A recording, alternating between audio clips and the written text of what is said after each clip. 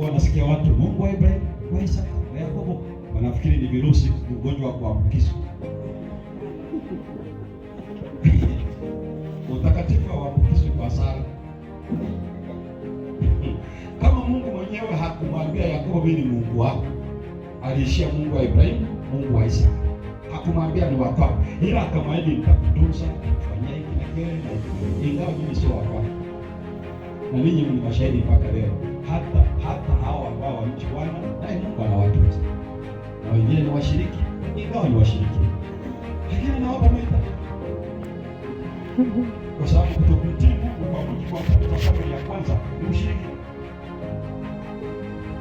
Ni ushiriki.